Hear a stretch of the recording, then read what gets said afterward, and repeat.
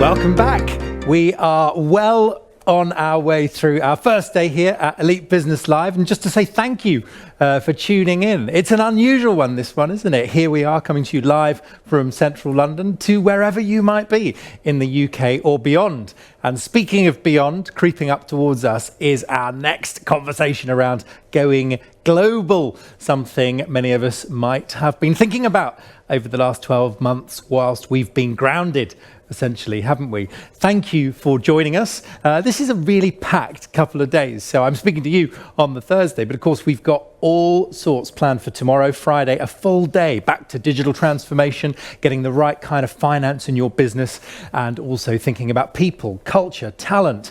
Also, this phrase, good growth, will be coming up again. What does a more responsible way of growing look like? And what are some of the biggest reflections that come off the back of this pandemic for some of the business leaders that have navigated their way through it? On that last panel, Richard Bearman heads up Startup Loans. Don't forget, if your business is less than 2 years old, that will only apply to a few watching, but you could qualify for a startup loan. What struck me about that conversation was that the cash comes with a human in the form of a mentor, which seems to me to be the enlightened way for funding going forward. And I can't help but think that more organizations should get in on that design, if you like. It also got me thinking throughout the morning about where you go when you want to find not the advisor necessarily, but your peer group, your tribe, if you like. So organizations like Vistage have been coming to my mind, because I guess what they do is they sit you down, don't they, around a table, around a virtual table, on a regular basis, so you can go a bit off record sometimes about what's really affecting you personally and your business. So if you know good examples of that, please pass them on. I've benefited hugely from EO. I've seen at a distance YPO over the years, but also admiring the Institute of Directors, Vistage, even private members clubs, left, right and centre, dotting up across the UK. But what does the future of that look like? Because sometimes we know that the reality isn't all positive and shiny. So we want to hear about the reality check as well. About 10 years ago, I was sitting in London thinking about going global myself. I was hearing all sorts of stuff talked about Silicon Valley, and I'd never been. And it was at that moment I decided to start what became Web Mission, taking groups of entrepreneurs on a voyage, if you like, to do deals, particularly in the Bay Area in the Western US. And it was on that journey, and one of those missions, that I traveled alongside Hannah Previtt, who's my co-host today at Elite Business Live. So Hannah is grilling all of our guests today face to face. Many years later, I wrote with a group of characters to Lord Young, David Young of Grapham, to say, can we have a coffee just to shoot the breeze, to talk about entrepreneurship in Britain. 4 weeks after that meeting, we co-founded Startup Britain with the Prime Minister, and off the back of that, Startup Loans was born. Now, we don't claim the credit for that, but it's good to see that scheme has supported so many people. So it's funny how things come full circle. On the theme of overseas expansion, I wonder what's on your mind. I wonder what your questions are. And crucially, it's been something I've been thinking about for a long time. If I want to launch a product or service in another country, perhaps thousands of miles from home, do I really need boots on the ground? And if I do want boots on the ground, whose are they? Should I parachute someone in from the UK, or should I hire locally? Also, let's be honest, if you've tried to go global and made a mistake, what did you learn? And would you be prepared to talk about it to an audience of your fellow business leaders? That's one of the questions that's going to be on my mind today as we get ready to introduce our next keynote in just a few seconds' time.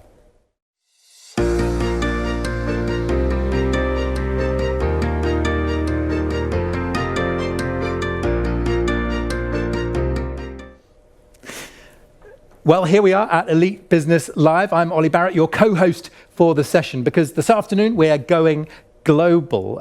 You tuning in may well produce a product or indeed a service, and I wonder how many of your customers are right here in the UK. Well, if I give you an example that my next guest exports just under 90% of what they produce across over 100 countries, you'll get an idea that this is somebody who has truly gone global. They've been recognized with a Queen's Award, for which we should certainly congratulate them, but they are a high exporting advanced manufacturer And it's very intriguing, the sort of stuff that would probably be better suited to a James Bond film in some cases, given its global reach and its ability particularly to keep some very special vessels safe. I won't steal his thunder, but it is my pleasure to welcome to the stage Carl Stephen Patrick Hunter, the founder of Coltraco Ultrasonics. Welcome, Carl. Hello, Ollie. Good day to you. Thank you so much for being with us. Pleasure. Now, personal question, Carl. Has it been a little odd to be grounded yourself over the last 12 months, given that you are a global businessman? No, it's been a delight. Has it? Yes. I've spent 20 years travelling to 20, 30, 40 countries a year, so this has actually been a great time of reflection and change. So you've not missed those business lounges then? I've missed some aspects of them, but no, in the main I haven't. Congratulations on the Queen's Award. Thank you. By the way, other than recognition, do you sense that this sort of recognition can be good for a business in terms of how it does its day-to-day work? I think I define this company as the sum of the individuals within it, so I see that award as a recognition for the wider company team, not me exclusively. I think it's a stellar award to receive, and I have to tell you that you're very kind about me, but you've done brilliantly in your career as well. But that Queen's Award was something that we had applied for before, so it was particularly gratifying to get it, having not received it in the past, and then to receive it. And to keep going. Good. Well, look, I know you've got messages galore for our audience today, but just thank you for all that you've done. And I'm looking forward to making quite a few notes, to be honest. So, Carl Stephen Patrick Hunter, thank you. And with that, over to you. Thank you so much. Thank you. Well, good afternoon, everybody. It's a great pleasure to see you. Thank you, Hannah and Jordan, and so many people who've helped organise today. Firstly, I'd like to thank you for your commercial and public service during COVID-19. In the years to come, I believe that we will be so grateful to our monarch, ministers, diplomats, our parliamentarians, civil servants, our companies, and above all, our people and government. And I think we will look back with some pride at how we've done. The success of the vaccine programme, certainty following the trade and cooperation agreement with the EU, and the Prime Minister's 10-point plan offer great stability and hope for our country. I look forward to the United Kingdom becoming the first advanced economy to emerge from COVID-19, implementing its Global Britain Build Back Better and Levelling Up agendas, its forthcoming integrated review, reaching 2.4% of GDP in R&D to create us as a science superpower, and our success for the government's new Advanced Research and Invention Agency. As Ollie said, Coltraco Ultrasonics is a high-exporting advanced manufacturer and now a third-generation family company. We export to 120 countries and specialize in the commercialization of leading scientific research. During COVID-19, we developed two instruments, in fact, which are now in manufacture and I believe will become world-leading. Our research and development team was externally assessed by government as outstanding for the first of these, and the second derived from it, and I'll touch on that in a minute. Both determine the leak sites, the airflow rates, and the air permeability factors in an intuitive tablet-based instrument. The first of these is called Portascanner COVID-19, designed for the NHS hospital staff to use to contain infection contagion in negatively pressurized ICU hospital wards. This was a direct result of the government's COVID-19 emergency technology funding last year and awarded through Innovate UK.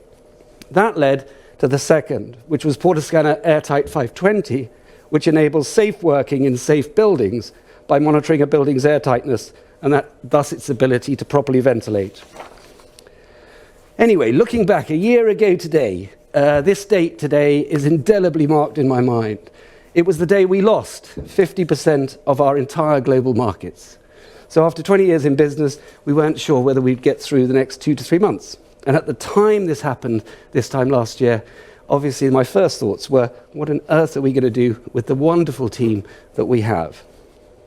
In adaptation to COVID-19, therefore, we developed something which we now refer to as our resilience, diversification and growth strategy, reconfiguring our company to become better, faster and cheaper across our global markets, and refining every part of our organization, our sales, marketing, distribution, R&D, production and inventory, by applying a complex phrase here coming up, our science, R&D, innovation manufacturing, certification, commercialization loop, so as to integrate the commercial with the technical across all levels in the company. I'm pleased to say that as a consequence, we've never entered furlough, we've grown our team, and we've created the happiest and most effective company that I've ever seen. In June 2021, looking forward, we will establish a new laboratory at Durham University, co-locating it with the Centre for Advanced Instrumentation and the Department for Physics. Concurrently, we will create a new Durham Research Institute, having just received permission from Durham University, with a long-term plan in acoustics, ultrasound, light, radar, magnetism, information engineering, and artificial intelligence. So, in regard to exporting, what have we learnt? I think that we are a case study of innovation and exporting, Ollie, throughout the COVID-19 pandemic. In the next 5 months of this year, we will be bringing to production 18 new instruments and systems, and we will export them to that same 120 countries that you kindly referred to earlier. We sit as one of 30 businesses in the UK on the government's Economic Recovery Task Force, and I can highly commend the civil servants and ministers that are part of that. Yet, as I said, going back on the 11th of March, we lost 50% of our customer base. What follows is the story of how we pivoted in light of the pandemic, we ensured our survival, and then we adapted so that we could thrive through adversity. We believe the measures taken by our business can be a blueprint that others can follow. In the post-COVID-19 economic recovery phase, and the challenges faced by exporter innovator businesses must be addressed by the UK government if it is to meet its ambitions to support exports and innovation. Coltraco is basically a world-leading manufacturer of technology in very specialized fields. I don't think I'll bore you any more than that. We export 89% of what we make to 120 countries, and Asia Pacific accounts for nearly 50% of our exports overall. So you can imagine that when COVID-19 hit last year, that being half of our entire market, destabilized our ambitions as they were running at that time, but they in fact led to a great turn. In 2019, as Ollie said, we were awarded the Queen's Award for Enterprise in International Trade for 6 years of continuous growth in exporting and innovation. Science and the application of fundamental physical principles are understandably at our core, as is our central commercial ability to sell well in domestic and export markets concurrently, and to be better, faster, cheaper in all that we do as its underlying principle. For instance, on the 11th of March last year, we lost our oil and gas sector overnight because of the oil price drop, and we lost 50% of the shipping market, as the only ships that were sailing were those that were carrying that cheap oil, and the rest of the ships that were carrying commodities were depressed because Asia was still recovering from its COVID. We had to find a way to break out from our primary core sectors in a very short period of time. And we had to also understand that the technologies that we went into COVID with were not going to necessarily sustain us through it. That drove the development of the resilience growth strategy, resilience, diversification and growth strategy that we now have. We reconfigured our R&D plan, slimming it down to accelerate to production new systems and halt the R&D on those that didn't fit the key criteria that would enable their acceleration. We have already established global leadership positions in the two that I mentioned earlier, and we have hope that we will do the same in the others as a result of this greater applied principle. We created new heads of department. We promoted, I would say, about 30 to 40% of our entire team. We offered soft loans to get them through bad times. We adjusted to them having to home work. We made it plain that they could access family support from us in the event that they did.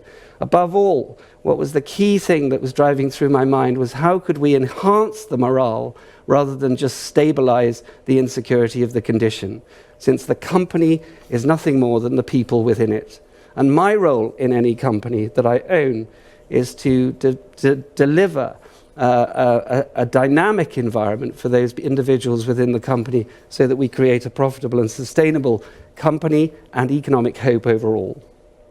In our distribution plan, for instance, we completely ceased every agreement that we had for a few years, because we set a new criteria from them, and we had an ambition to create by the 30th of April next month, in fact, 2021, a coverage of about 200 global distributors covering approximately 1,000 individual market sectors within a matrix, across our top 30 to 35 target markets overseas. All the time underlying them with the principle that what we are about is about being better, faster, cheaper than our competitors everywhere. Our ability to adapt saw us win a British government COVID-19 Development Award in June 2020 to develop the instrument for the NHS that I described earlier. That is the first time in the world that a nurse can now use a handheld tablet-based product to check that the negative pressurization within a hospital ICU ward will not transfer from that controlled ICU ward into the rest of the hospital. It was probably the biggest single contribution to infection control that technology could allow. That has now enabled us to adapt that technology to enable people to come back to work in large commercial buildings without the worry that that building which lacks airtightness and therefore cannot ventilate properly now can. That product is called Portascanner Airtight 520. Going back to the 11th of March, we therefore began a process to ensure survival in light of the epidemic. It took us 60 days to adapt to it, and we have a planning point out to December 2022, which is our planning assumption for economic recovery overall. The first thing that I did as chairman of the company was circulate a note to the company to guarantee their salaries and inject staff confidence and security. From this, we put in a 5-phase plan for the recovery of the situation, and we are now in phase 3 of it, which takes us from the 1st of January to the 30th of April this year, and we call this the implementation phase, which was really applying all of the lessons that we had accumulated in the period during COVID-19 in 2020. We increased our production rather than decrease it. We built our inventory rather than sell it. And we did that for the simple reason that if we're going to be better, faster, or cheaper, one of the things that we had to have confidence in was our abilities to supply quicker than we had before. We looked at every supplier within our 30-year relationships. It is notable that the ones that did not go into furlough survived and prospered, and the ones that fell into furlough in our supply chain did not. Since the 11th of March last year, therefore, I can say, as the anniversary of a very, very concerning day, we've never entered furlough, we have increased sales, we have employed more people in the company, and we've restructured our organization from top to bottom. And I hope we've done that in an essentially kind manner to everybody involved, though I'm painfully aware that change is difficult for some. We cut all non-core expenditures, so my delightful director of marketing was literally last year being refused every request, and I can't commend her more highly enough than for going through that time. We created new processes entirely in the science that we do, the way that we sell, the way that we engage strategically overseas, the way that we manufacture, and the way that we resolve our logistic challenges. We developed new technologies in 1/10 of the time that we ever have done in 20 years. We rapidly moved new technologies into production. We increased stock by 200%. We reduced by 50% our payment terms to suppliers. We increased our pricing. We increased our buying prices to our key suppliers as a gesture of gratitude. And we have moved from 2 to 3 primary market sectors to 25 overall. We achieved all of this by the 6-step innovation feedback loop, which I won't repeat because it'll make you roll your eyes. But broadly, all we did was look in British economic history and find out who did what when best. And we found that it was done in England in 1760 during what we call the First Industrial Revolution, where science was applied to manufacturing and when domestic demand was created to stimulate global demand. And that is exactly what we've been doing for the last 365 days since COVID started for us. For any company seeking to innovate and export, I would say, Ollie, that far from thinking that you should be thinking about basing first, you should master this feedback loop first as its essential first step. The barriers to both innovation and exporting persist. Coltraco benefits from in-house R&D capabilities to master innovation obstacles and holds institutional memory on how to manage our exports to existing and new markets. Of the 5.9 million UK SMEs that have, and goodness sake, I wish we would stop calling it the SMEs. I think we should call it the enterprise prosperity innovation sector instead, that have the potential to innovate and export. Such luxuries are not common. For the government to see exporting and innovation to increase as part of our post-COVID-19 economic recovery strategy, it must therefore incentivise exporting and innovation together. And I thank you very much, Ollie, for your warm introduction and my many successes. Congratulations to you for your many successes. Thank you so much, Carl. Thank you. I thought that was first class. Thank you very much. Will you stay with us just for a few minutes for some questions, and then you're going to join our panel? I noticed you say that this is a family business, and I just wonder, it must have evolved so much over the years. I wonder what your ancestors, sounds a little grand, but what the founders would have made of the business today. Oh, my father would have been incredibly excited because when he started, he may have had the scientific aspiration and objective, but he didn't have the resource to deliver that. So I think what he did was magical. And how about the global shape of the business? To what extent is that within its DNA, or has that been slightly more recent in its history? No, that was from the off. So America, for instance, is 17% of our global trade. So as with the United Kingdom as a whole, for us, that is 17% of our entire trade. Therefore, we are like to like with our country's exports. The EU is 15%, Asia Pacific is 40, going to 50, Middle East 10, etc. So we have this. I wake up every morning thinking of how it looks and smells in Tokyo, and I go through Bombay, and I carry on through Doha, and I carry on through the capitals of Europe and end up in Alaska at night. That is how an exporter has to think. Yeah, and in terms of the future trends that you see, where in the world could we in Britain be looking to for inspiration, other than all over the world? But are there any particular hotspots where you think, if you want to see the future of global business, look over here? I definitely look at the hundreds of different places that America constitutes. I'd look at the leading Commonwealth countries like Australia, New Zealand, Canada, US and UK together, because you have a shared value system and a shared outlook to the work. I'd look at our Commonwealth countries, which interestingly this year has the combined GDP of the Commonwealth has exceeded the EU for the first time in its history.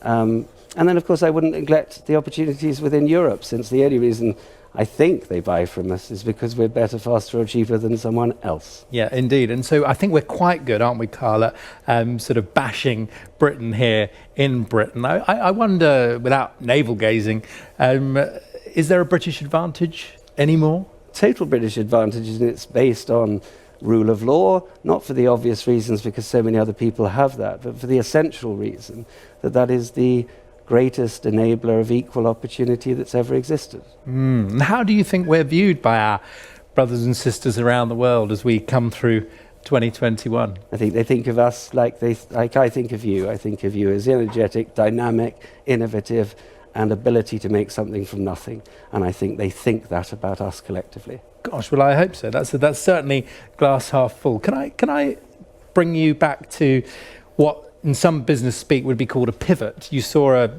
opportunity to save lives during the pandemic. And I just wonder, to what extent are your watchwords around focus versus opportunism with a small o? You take that in the spirit it's intended, but the opportunity to pounce on a big problem worth solving and really make the most of it. Because it seems to me a lot of the success of Coltraco has been in this very laser focus. And yet there you are, taking a leap into a new world and saving lives. I think that's absolutely right. I'd say that our pedigree was in saving lives, full stop. So we are in the space of the watertight integrity monitoring of a ship. Sinking remains the number one reason for the ships lost at sea. and then we're in the monitoring of liquefied gases that prevent fire, and fire remains the second reason for ships being lost at sea. So safety is in our pedigree.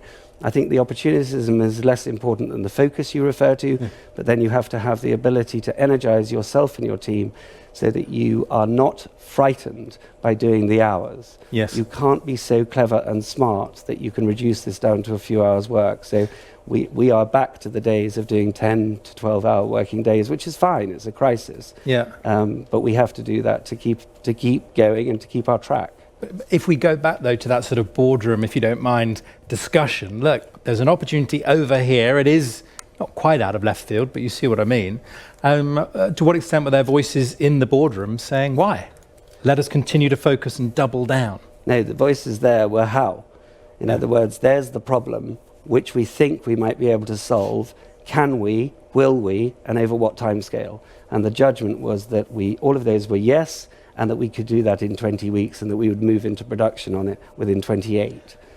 Quick, very, very quick. And I love the point about shrinking that timeline now for development and some of the secrets of that. It strikes me through something you said in your keynote that you've got the ability not just to look to the future, but to learn from the past. And I wonder, in practical terms, how we do that. Because, it would be wrong, I think, to bucket that as backward looking. It's the opposite, actually.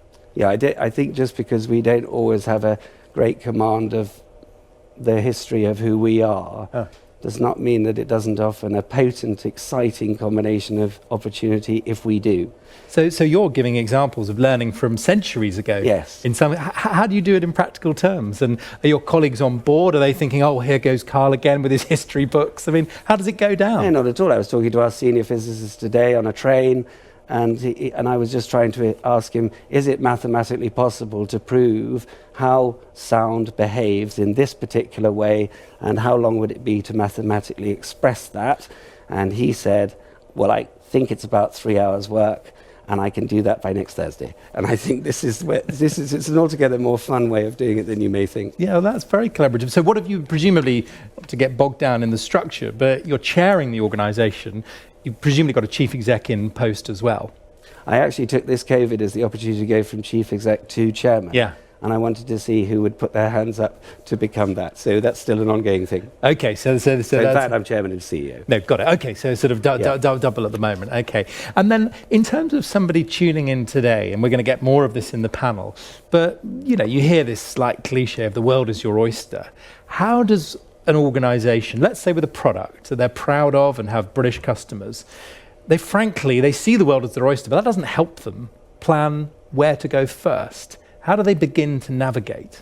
So I believe that successful exporting derives from being successful in the UK home market first. Yep. Because you're the 5th largest economy in the world, you're a highly competitive one.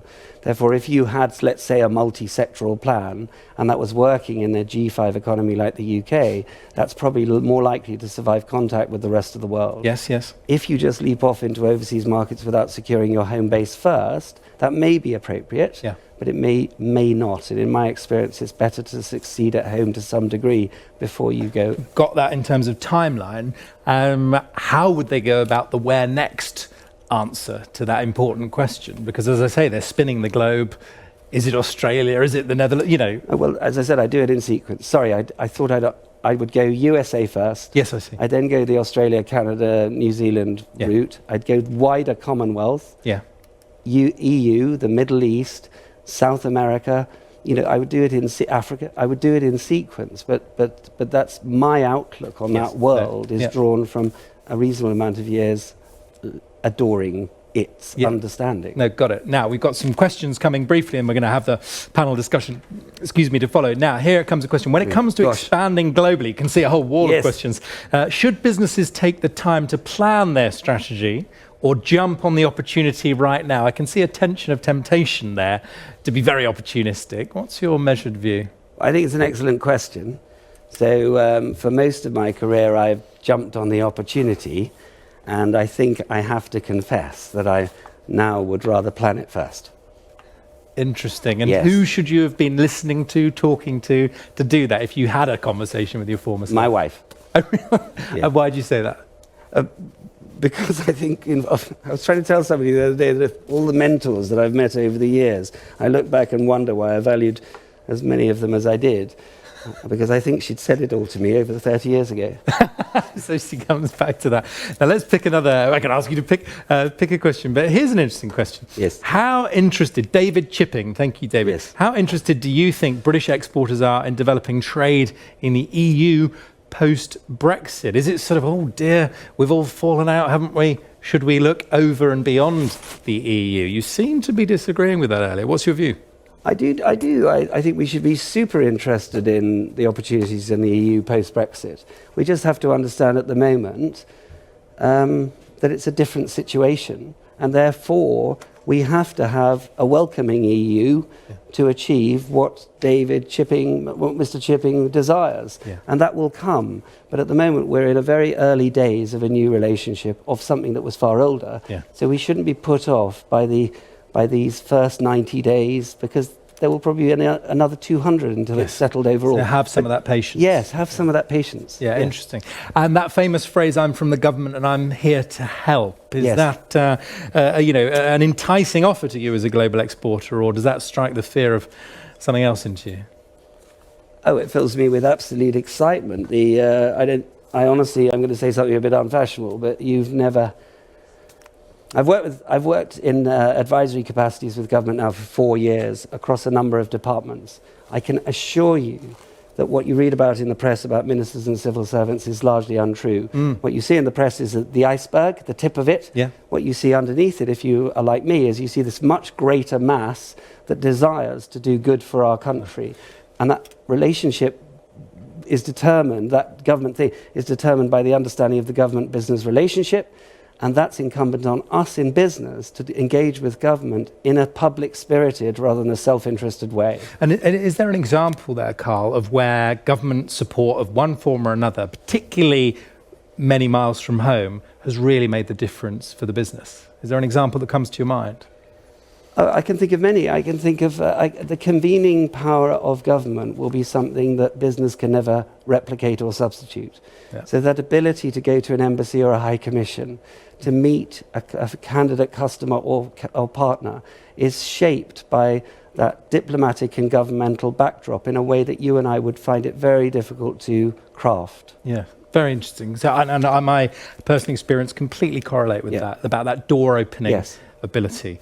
Right, we've just got a couple of minutes left. So there we go. Right, well, this is a big question perhaps for the panel, but it's for businesses who wish to expand globally during the pandemic, what are the first steps? That's an important phrase, isn't it? The first steps they can take to ensure success. I guess it's probably that old phrase, plans are useless, but planning is everything, I suppose. Well, there's a better one than that, which is no plan survives contact with the enemy. That's right. So the first thing that I would do is I would link up with one of the 400 international trade advisors that are at a place near you. Yep. I would register on the .gov.uk exporting website. Yeah. I would then make contact with the Department for International Trade market sector teams, having identified what are the growth countries that coincide with your ability to reach and maneuver in them. I think that would be the first few steps, as long as what you've ensured first is that whatever your product or service offering is, I would commend to you something that's only come to me in the last few years, which is to make sure that you are better, faster, cheaper in what you're offering. And even if you can't be all three today, know why, so that you will in the future. Interesting. So my final question, and you can tell me off afterwards in the green room for asking you this, but you, if nothing else, Carl, strike me as wonderfully British. And what I mean by that is, in the best possible way, to what extent have you found success through evolving chameleon-like into different markets, or retaining in your core who you are in that Britishness? Where lies success? Well, I believe the merits of being a chameleon is that it is a defensive reaction to threat. I believe the most offensive way, the most success that you will have is by offensively dealing with the threat, and therefore my values have to be consistent in who I am and who I appear, as long as it's grounded in truth. then I should embrace the world in its many diverse forms, but they have to consider me as part of their world too. Yeah, and because it's an interesting wider cultural question, isn't it, about the extent to which we learn, evolve our behaviours, our language, our ways of doing things internationally. I guess maybe a reflection or a lesson about how Brits must do business differently, I suppose, is the core of the question. Yes, and I think it's, for me, I didn't come to England until I was 8 or 9. I grew up in various places around it, therefore the world was as much a part of me, and England was something I didn't experience until I arrived here. Interesting. And the magic of England can be found, but what we always underestimate is that the world views us through magical eyes, and we see ourselves through critical eyes. And all I would encourage is a greater understanding of the magnificence of us. Yeah, I mean, it's a very refreshing reflection, actually, at a time when we've thoroughly beaten ourselves up, isn't it? Yeah, very good. Stephen Patrick Hunter, thank you so much for joining us. And will you stick around for the panel, if that's all right? You get to take some time off now as well for your future grilling, but thank you so much. Please have a seat.